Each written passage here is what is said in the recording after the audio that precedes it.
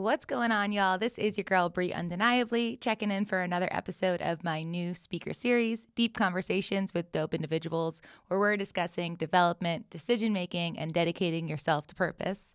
Today, as always, say this every time, I am here with another dope individual. I always am, and it's super cool what I'm doing. I love doing what I'm doing because I just get to talk to cool people every day.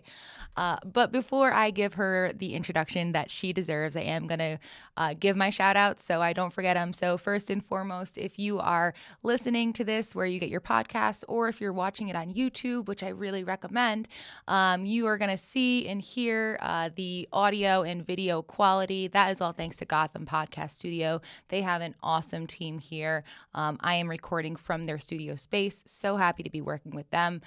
So shout out to Gotham Podcast Studios. Second, shout out to MC Kicks. They have sponsored Brie Undeniably since day one. You can go to MC Kicks for all of your customizable merch for kicks, denims. They do dope artwork. I mean, everything. They are just really streetwear, hip hop inspired. So check them out. You can find them on any social media platform at EMCEEKICKS. If you add a .com, you're going to get to their website. So definitely give them a follow and check them out. Lastly, you got to pump your own power into your podcast. So if you're doing something for you, you got to let people know where they can find out more. So if you have not checked out my website, that's brieundeniably.com. You can go there. You can see everything else that I'm working on. So outside of the podcast, different speaking engagements, workshops, courses, all of that fun stuff. So go ahead, check out my website. You can also go to the shop page and you can get all of your dope individual gear there, as well as your I Am Possible gear. So today I have my dope individual backpack. So again, head to brieundeniably.com. And that is where you can check out everything that I'm doing and get merch for yourself. Okay, so we are here with Rachel McCants. Rachel, welcome to the show. Thank you so much for having me. I am so excited to be considered a dope individual, okay? Just so you know. Absolutely. I mean, you certainly are. We are going to get into your story. My listeners know at this point that I do have a pre-conversation with everyone, so I know your story. You are certainly a dope individual, and I am so excited for everyone to hear what your journey has been. So what I'm going to do right now is I am going to give you the introduction that you deserve, and then we're going to chat. Sounds good. All right. So Rachel McCants is an author, speaker, and founder of R. Lindsay Unlimited. Born and raised in Dallas, Texas, her health was impacted in a major way in 2016. A growing brain tumor inspired R. Lindsay Unlimited, a business devoted to encourage, inspire, and challenge ladies to discover and raise their self-worth and standards, not settle, and walk in God's will in all aspects of their lives. She published her first book, Ladies as We Love Ourselves, a 6-step program to self-worth, in 2019. Now, Christians hire her to ignite a dose of Jesus because most do not seek him first, get too busy, get too stressed, and fall short of accomplishing their goals. She helps them achieve growth in their relationship with Christ. Bottom line, it's by his grace. Rachel, welcome again to the show. Thank you so much for having me. Of course, of course. So the way I like to really kind of introduce you and get to know you, have my audience get to know you a little bit more is in the counseling community, we like to meet our clients where they're at. It works really well in a podcast sense as well. So my listeners can understand what's going on in your life. So help us meet you where you're at. Where I'm at, it's really hard to explain because it feels like so many places, so many things are going on. But I love how you gave the introduction. Right now, I am focused on early mornings with a dose of Jesus. Okay. It is a program that I run to help people wake up early get more done to be more productive throughout their day, because a lot of statistics show that waking up earlier helps you get more things done so you are more successful. I Mm-hmm. personally vote for starting with Jesus. Mm-hmm. I also help with morning routines. And so I just really advocate for a quiet time and a workout and a healthy breakfast. There are things that I believe go in a morning routine to help you have the best day possible. But where I am right now is working on morning routines, encouraging people to wake up earlier and start their days with Jesus. I am also a speaker and working on encouraging that way as well. And just overall, running R. Lindsay Unlimited and being so thankful for recovering from that brain tumor. Thank you so much for sharing that. I mean, it seems like you are just full of power yourself and empowering others, which I know that you and we relate on that level, to really be able to bring what we have and what we've experienced to the world, and help inspire that way. So you're doing incredible things. I love that you have this morning program that you're working on, and also, that pairs with Our Lindsay Unlimited, which is, doing speaking and other aspects of that part of your business. You mentioned recovery. I know that I mentioned it in the introduction. And really, now that we do know where you're at, we want to know how you got here. And the way that I sort of ask you to start that journey with us is to bring us back to where you believe your journey starting point was. So I believe my journey, the start of my journey, was when I was born. Okay. But, This is but true. This is true. no, I just being sarcastic.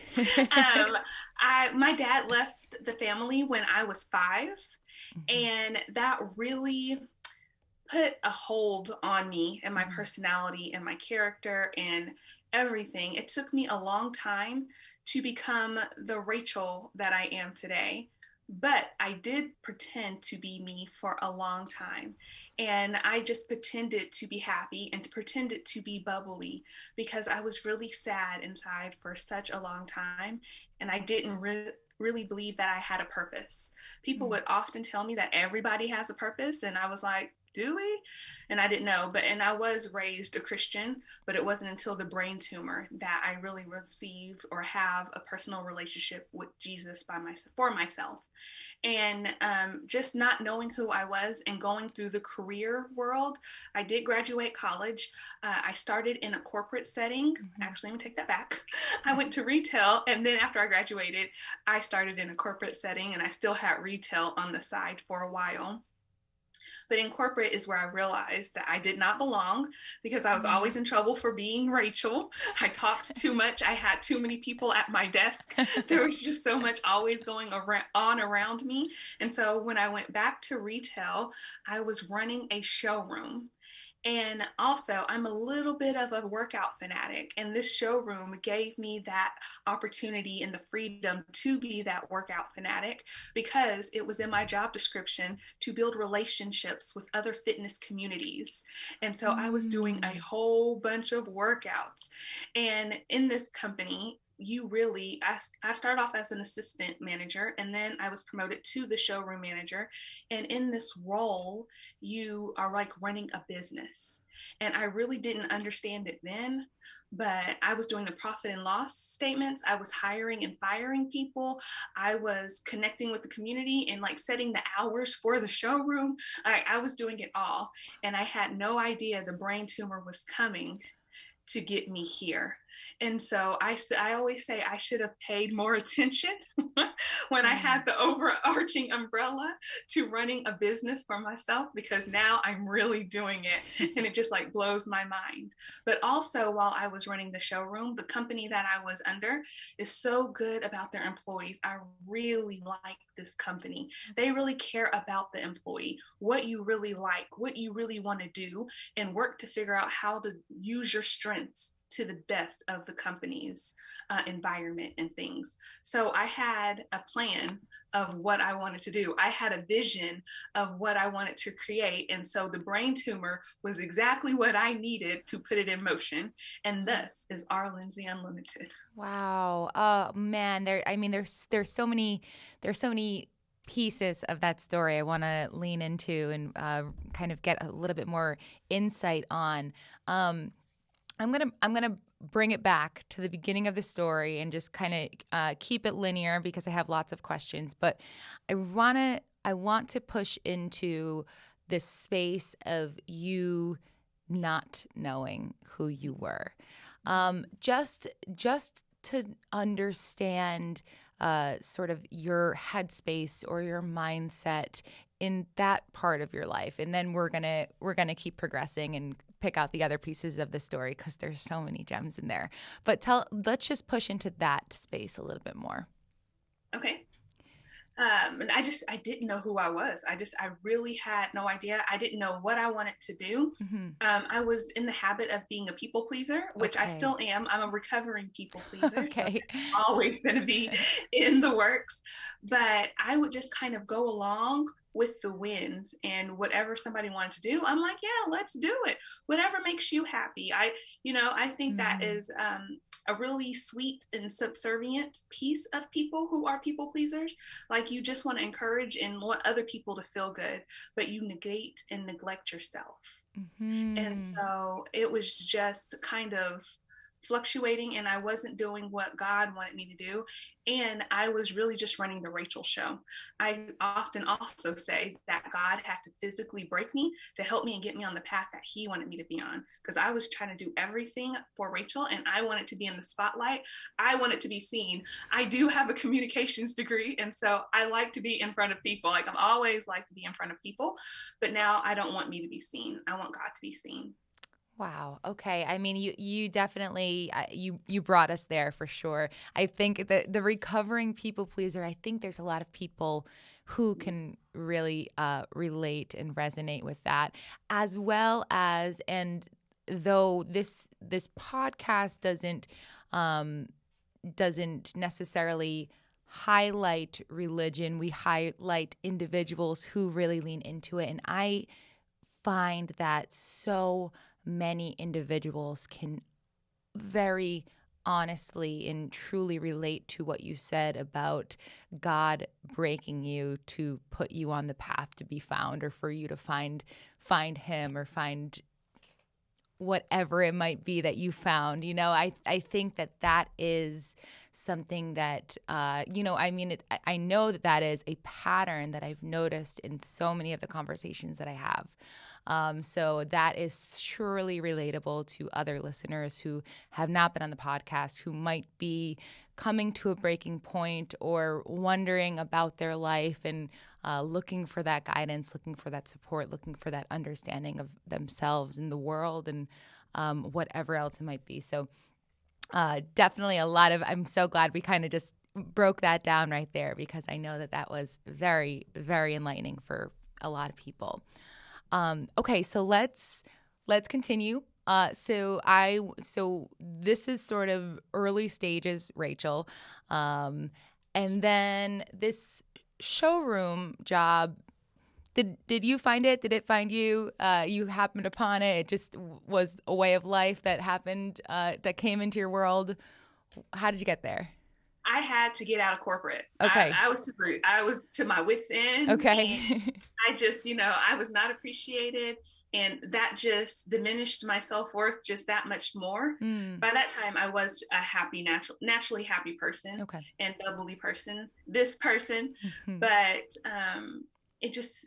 corporate, it really just took away from me because of how I was, for lack of better words, hounded there. Yes, I did my work. Yes, I did a good job, but I was criticized for being me.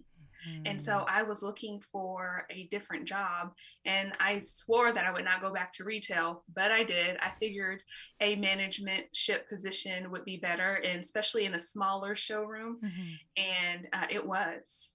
It was. Yes. Okay.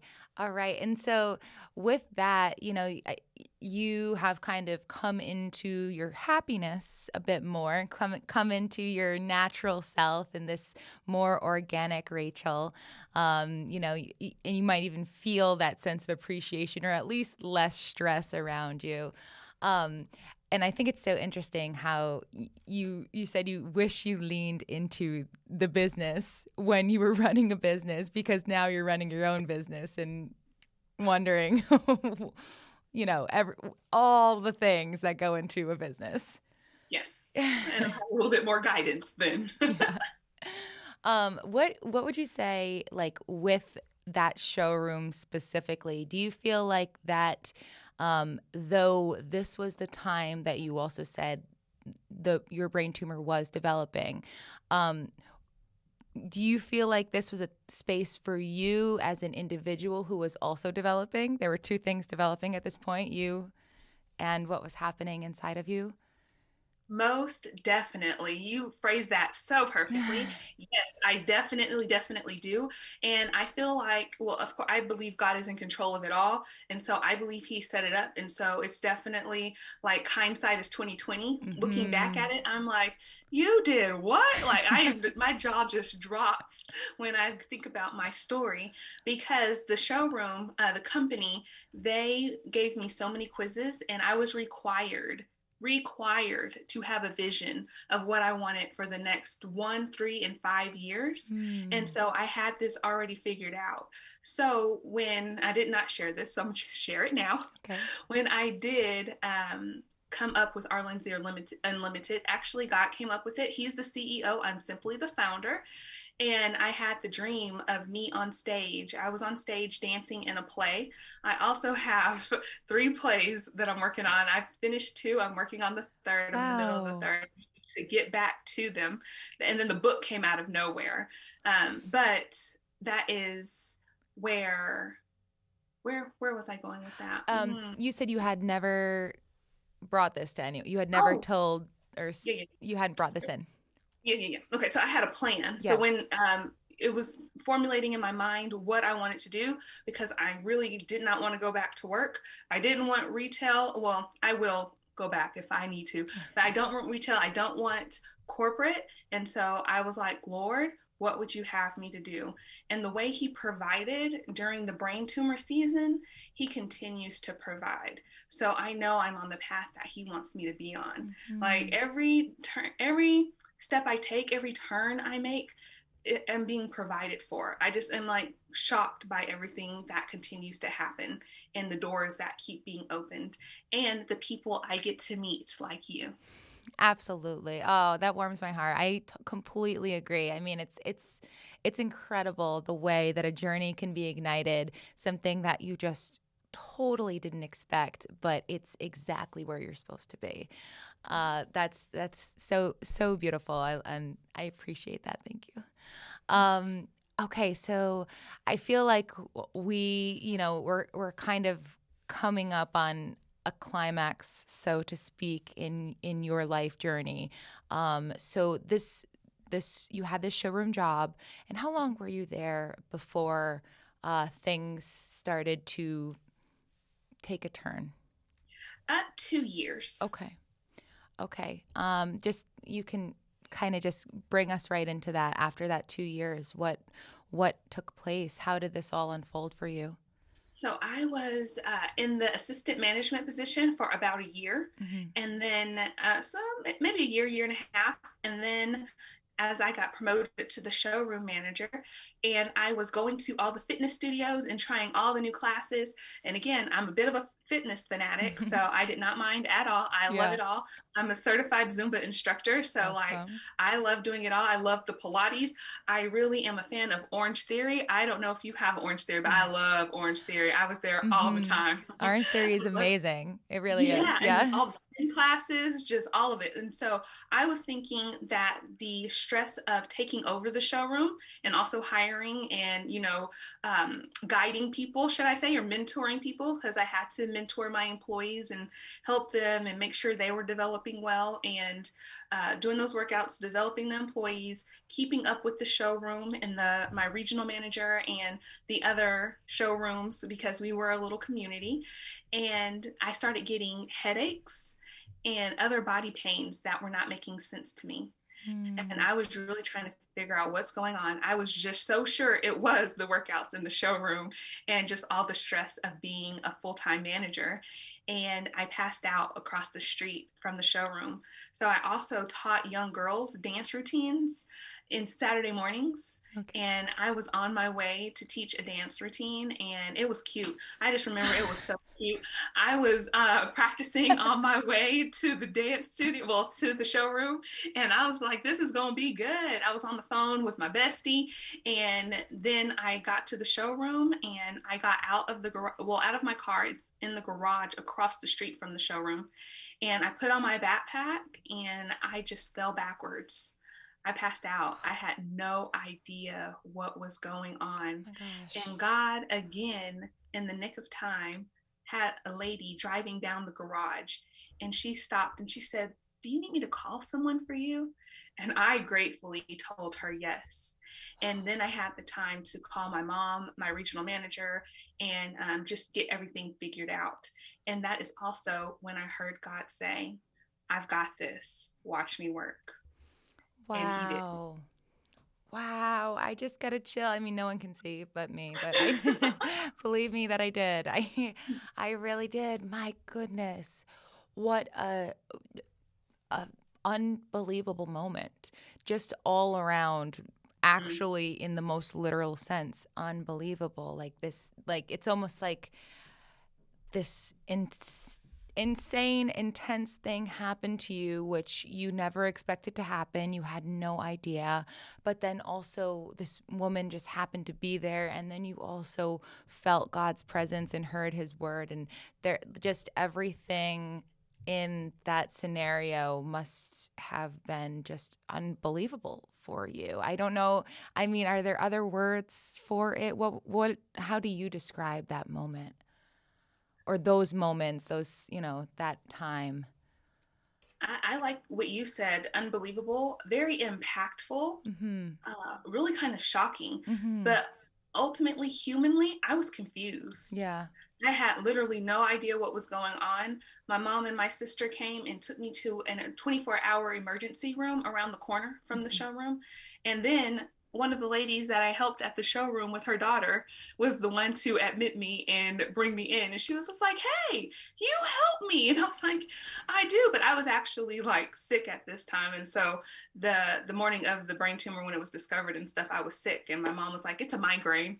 And I was just like, "Okay." So she got me migraine. What is that called? That pill? What is that? Excedrin? Excedrin? Yeah, or Motrin? Excedrin. Is good maybe for, I don't know. for migraines. Important. Yeah, it's for migraine. Yeah.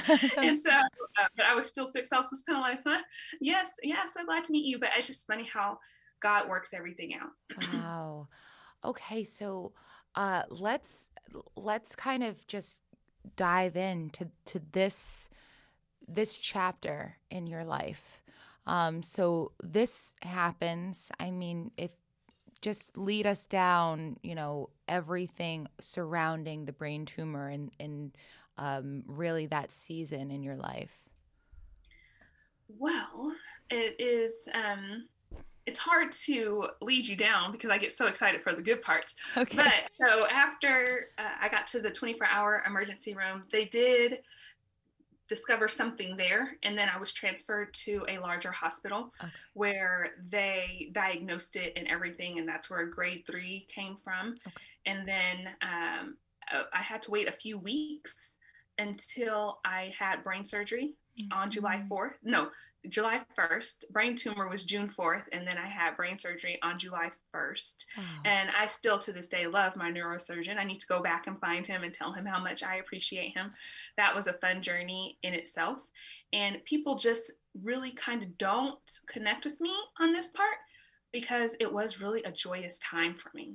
Like God had me every step of the way. And so I honestly can't, like, even though I was confused and I didn't know what was going on, I was honestly having fun. Like I got to know my doctors. Like Rachel didn't stop being Rachel, even though that was what my youngest brother's concern. He told my dad, I don't want her to stop being Rachel. The only time I was kind of loopy is when everything was discovered because they were keeping me out of pain, and I Mm-hmm. was saying things that were just like off the wall crazy. So we won't go down that road. Okay. But so I July 1st had brain surgery, and then I had radiation, and that's when my hair came out. I pulled all of my hair out because it was hurting, and so when I would like comb through my hair, like it just Mm-hmm. started coming out, so I pulled it all out, and it just felt so much better. My other brother is a photographer, and he got this picture when it Mm. started growing back a little bit, and so Oh, that it's just, so beautiful. Oh my gosh. yeah, That thank just you. captures the essence of what you're saying and what you've been through, and really, really beautiful.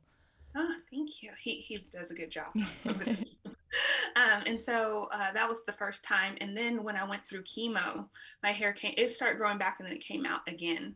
And that is when I realized how shallow I actually was. Yes, I'm happy, bubbly Rachel, but I didn't realize how much I connected to my hair. I Mm. didn't realize that everybody's knowing that Rachel has thick, beautiful, long hair really meant something. And that's really where Ladies as We Love Ourselves came from. These are the 6 steps I took to regain my true self worth and identity through Christ, because it Mm-hmm. was at the lowest point for me when I was bald. I had never been bald. My parents were shocked because I was bald. I was born with hair. And so it was just a whole thing for everybody, which was impactful for me as well. And so I still was trying to be Rachel and cheer everybody else up, but I really couldn't because I didn't have the energy. Mm-hmm. But God just really provided through everything. And so here's the exciting part. And when I say that God had me every step of the way, I never received a bill for brain surgery. I never received a bill for radiation. I never received a bill for chemo. The showroom company that I was working with, all of the other showroom managers and other people of the company came together and made a You Caring fund for me that covered my initial medical bills. My Wow. uncle, my sweet uncle, love him pieces. He covered my car note and my car insurance and other little bills that I had at the time. I was approved for Social Security with my first application. And I hear that doesn't really ever happen. And I was Wow. just like, okay, Jesus, thank you for taking the wheel. Wow. Wow. You just had everyone in your corner with Jesus taking the wheel right there. Wow. That is truly phenomenal. What an incredible community of people that you have around you as well to lift you up and put together a fund. And that is just truly remarkable. Um, there's some things that you said in there that I want to highlight and just talk about a little bit more. Um, One is actually just personal, my personal relation to you. And I actually don't know that we have discussed this. I know that all of my listeners know that I went through some, not similar, but a similar medically jarring experience that flipped my world upside down. Not in the same way at all, but you said most people can't resonate, and I can resonate with you. I felt in the hospital, I remember speaking to the psychologist, and she was like, "Are you having feelings of, basically asking me if I'm asking myself, why me? Like if I'm sort of in despair or distress or extreme sadness or anguish or, at such a low point as most are expected. And I don't know why. I couldn't at the time really understand, but I remember just making the reframe in the hospital. And I was like, why ask why me when I could say because me? And it really was like, that was how I saw it. Like, this happened to me, and I can, like, this is power. I don't know that it was necessarily, you described it as fun, and that is your experience. For me, I can't say that that was my experience, and particularly because my experience coincided with, on the same exact day that the world shut down. So the hospital shut down. I couldn't have any visitors. I couldn't have, like, nothing at all. I saw my mom. I remember I opened my eyes. My mom was there, and I closed them. And basically, I opened them again, and she was gone because all the visitors had to leave. So my parents made a 3-hour trip to see me for about 30 minutes, and then were told that they had to leave the hospital because of COVID. But I can relate to that really empowering hospital experience, and just feeling everything shifting and changing in my world as I was there. So I kind of just wanted to bring that in because I think that we're connected in a lot of ways, but I can really understand that piece, and resonate on a personal level. Okay. And I think you are totally right. I don't necessarily think it was fun. That's the word that came out. That's But more okay. so, can I say enjoyable? Should I say? Yeah, Like, yeah. it was enjoyable. It wasn't like just a down time. Like, Hmm. I was able to see the joy in the midst of everything that was going on. Yeah, absolutely, absolutely. Something that I can't relate on, but we need to speak on it more because you just really brought the power in it. Was in the loss of your hair, and but also sort of this coming into your true self, and sort of understanding, your connection to that was, and sort of what that connection should be, and how that birthed. Can you say the name again of the program?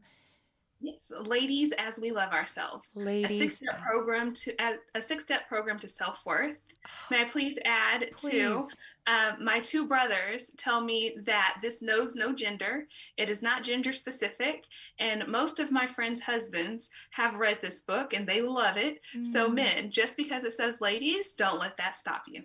That's amazing. That's absolutely amazing. Yes, and this is your book. This is so. Let's talk a little bit about that. I know, or I mean, I know you've got a lot of things that are taking place now. I think the book might be a good place for us to start as we kind of push into the second half of the show. Yeah. All right, let's talk about that 6-step program that you put together. So it started out as a six-step program, Okay. and I had a beta group who was coming through it and going through it and really enjoying it by the grace of God. Mhm. And when we were done, they were like, "This needs to be a book." And Okay. I said, "All right, let's do it." I was working on the plays. I was really intentional and intent on getting these plays done, which really, y'all, I got to get back to it. I got to get back on those plays. But the book came out of nowhere. And so I'm so thankful for it. And again, these are the steps I just have to really turn into me and what I did to Mhm. regain my self worth and my true identity, which is in Christ. And this is my mother on the front cover of the book when Beautiful. she was in her 20s. When I was trying to figure out the cover, everybody kept saying, "You need to be on the front cover." And for some reason, I just don't want to be on the front cover. I didn't want to be on the front cover. And I've had that picture of my mom hanging in my room for years. Mm. And I begged her to let me use it. But steps that are very helpful, I believe. And my first step is the first step I have for any and everything. Whenever I speak, depending on the topic that I speak on, usually this is my first step in anything, and that is turn to God.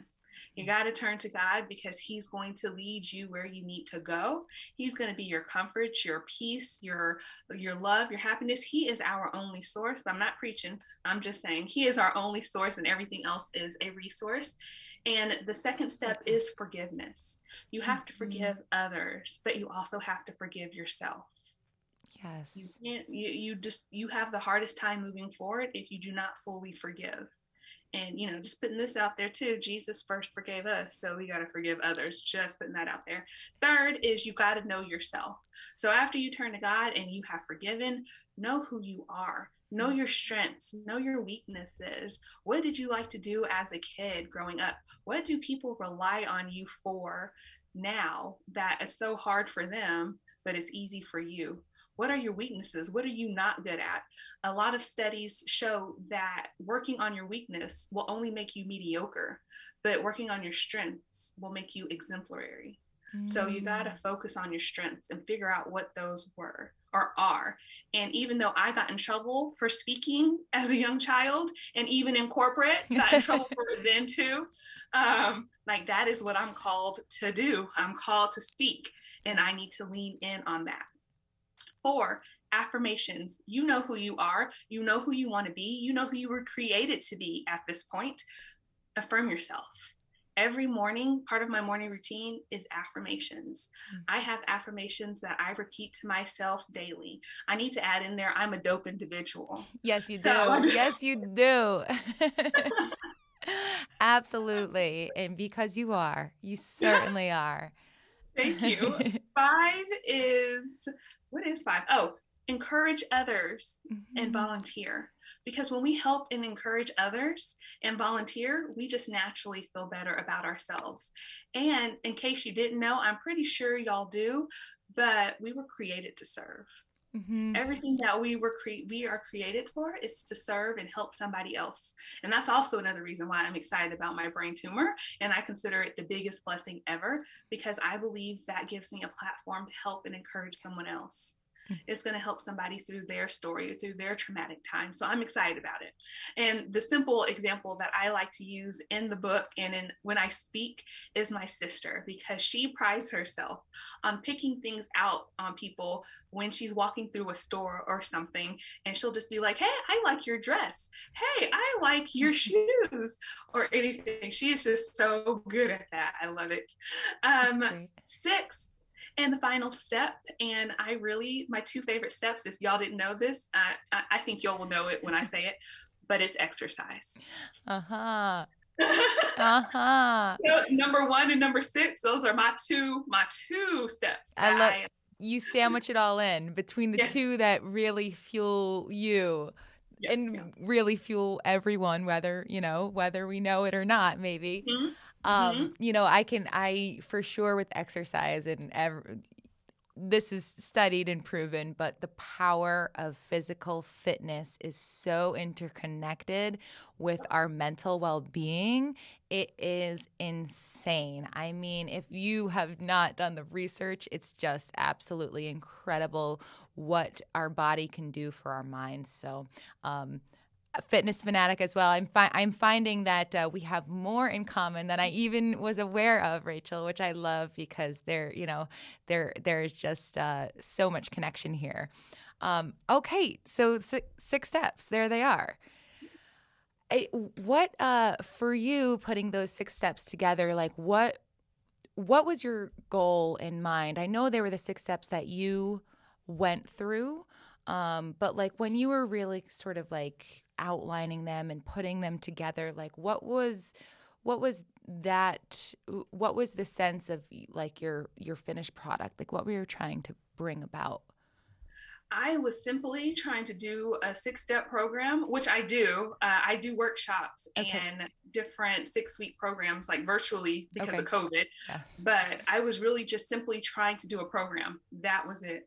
I was just writing steps. And my business coach at the time, she was just like, do it, because I was trying to make it perfect before I launched it.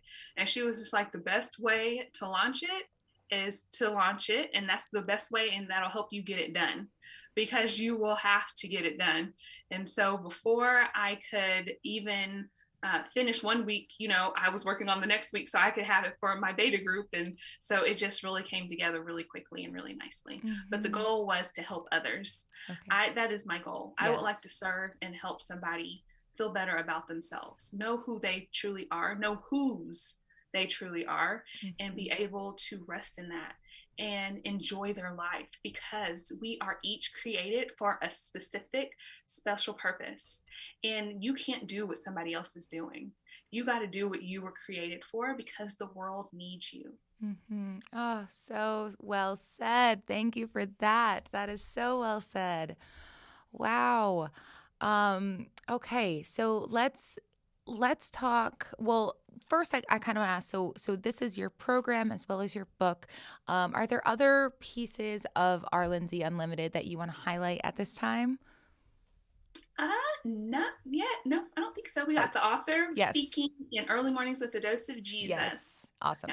Awesome. Well, I mean, it's just can people do that, do your program and early mornings? Like do people do both or Yes, yeah.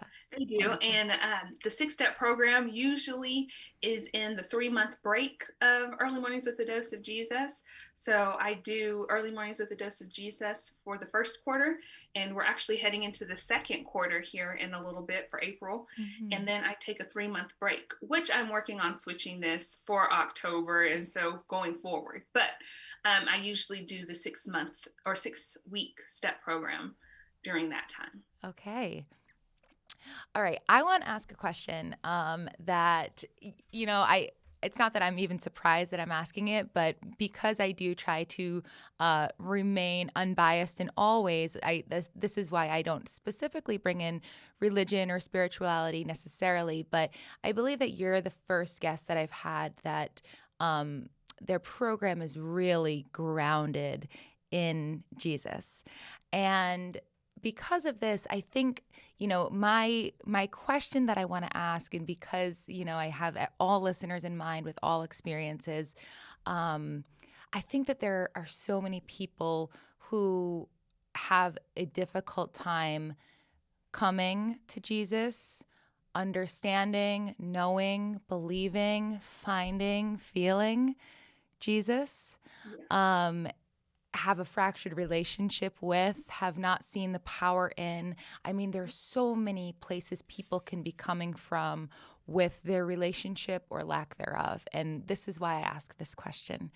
How do you encourage those individuals who don't necessarily have a relationship at all or have a very, very distant, minimal, fractured relationship with Jesus, how can you encourage individuals to begin without it feeling overwhelming? Because I know that this can feel overwhelming, which is also why, I tread lightly when I ask such a deep question, but I feel like you are sort of an expert in this. Like I said, this is a cornerstone of your program. And so you are really a person that I trust in asking and giving an answer that could be really helpful for listeners. Well, thank you so much for the opportunity Of and the course. accolades. Oh Of my gosh. course. I Of thought I course. had the favorite compliment of people feel and see Jesus when I talk, but that might be up there with it. That's like really a close second. So thank you so much for considering me an expert in that. Yeah, of But my course. answer is it depends on the person. Okay. Okay. So it depends on the person. I believe it's all about the relationship Okay. and who the person is and what relationship we have built so far and how Mm-hmm. our conversation is going. So it really depends on the person. Okay. But I start off generally where I try to start off or guide someone to make it not so difficult Mm-hmm. is being grateful for 3 things at the end of each day. Okay. Oh, I like that. I like Yeah, that a just lot. tell me what you are thankful for 3 things. I mean, you can come up with 3 things you are thankful for the day. I mean, you got up, you have something to eat, you have something to wear. You can listen. You're listening to this podcast. That is, you should be thankful. That's right. Everybody can't do that. So, um, 3 things that you're thankful for. And a lot of times, what I have discovered is that a lot of people who have the fractured or disconnect with Jesus Mm-hmm. is the church. The people that they are Mm-hmm. communicating with, the people that are judging them and doing different things that are Mm-hmm. harmful. And what I really want to go away, another passion point of mine is Google. If you Google why are Christians, everything that pops up negative, and Oh, it is yeah. heartbreaking. And so we just have to disconnect. I want to disconnect from that. Like that's a soapbox for a different day. Okay. But I encourage people to connect with Jesus on their own.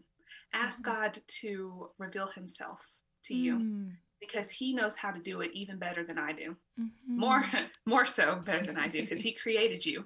And so he knows what you need. He knows what will communicate with you and get through to you, because often it is said, it's not what you say, it's what they hear. And so I know God knows what to say to you. I know that he knows where to guide you. I can only guide you to him or them to him and suggest them just talk to him, because God knows you're angry. He knows he gave us these emotions. And if you're angry, like, give it to him. Let him know. He already knows, so you might as well tell him and get it out because he already knows. Like, I suggest writing letters, whatever it is you need to do, just communicate with him. Focus on the relationship with God before you start focusing on the relationship with others. Even though you do need the church, you do need the community to help you throughout life. That's why the church is people, is a community, not necessarily a building, to help each other throughout life. And so, yes, I start with the person. Who are they? Yes. 3 grateful things. Find your intimate relationship with God. Thank you so much. That was so well put. And I, for beginners, I guess, for people who are looking to start or don't want to start, but might feel like they need to start having that relationship with God, with Jesus.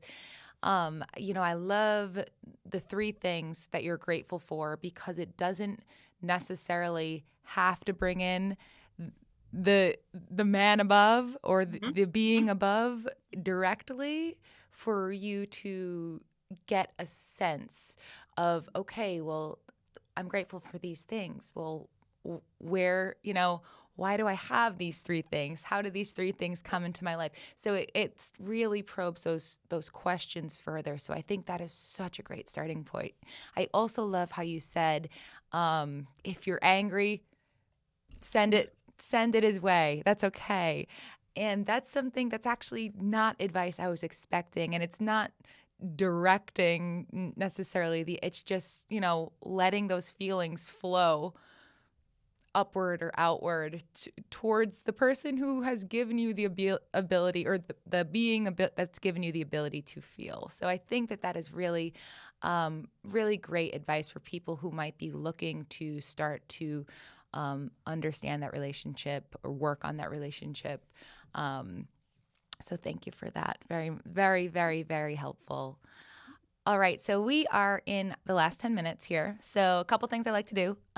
First, I have one pressing question, which you actually brought in. So I'm going to bring it back around. We're going to do a rapid fire, and then I'm going to leave the floor to you one last time for you to let everyone know final thoughts and where they can find you.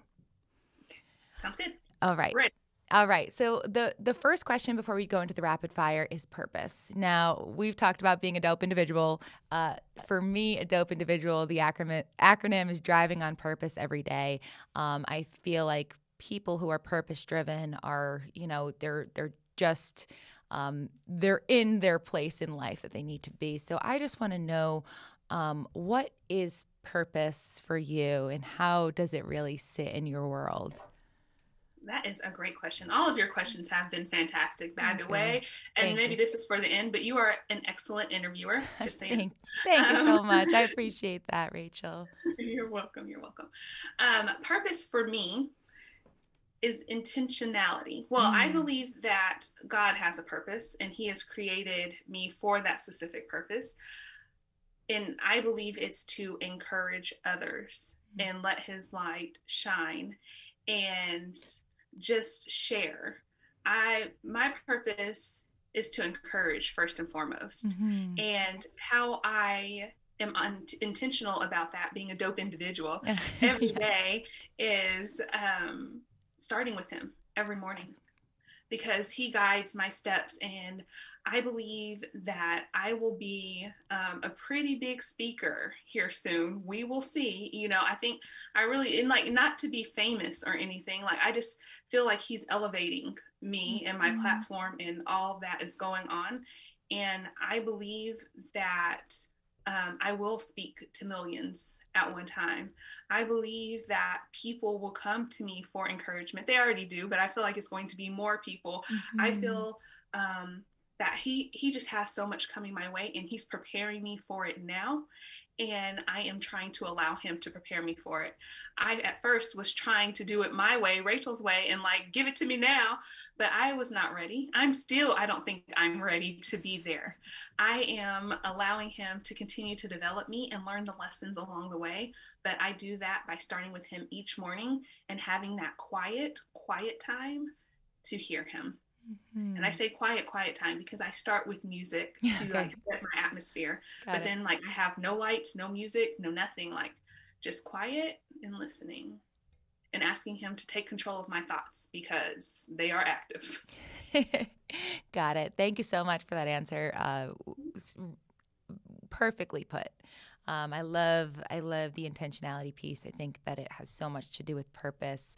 And I know that the language that you framed it in is that God has put us on this earth to serve, and that for me, that's really in my definition of purpose. It's where you bring passion to people. It's where you bring what you love and what serves you to then be able to use that to serve others. So I can really see the crossover in our thoughts around that. So thank you for that.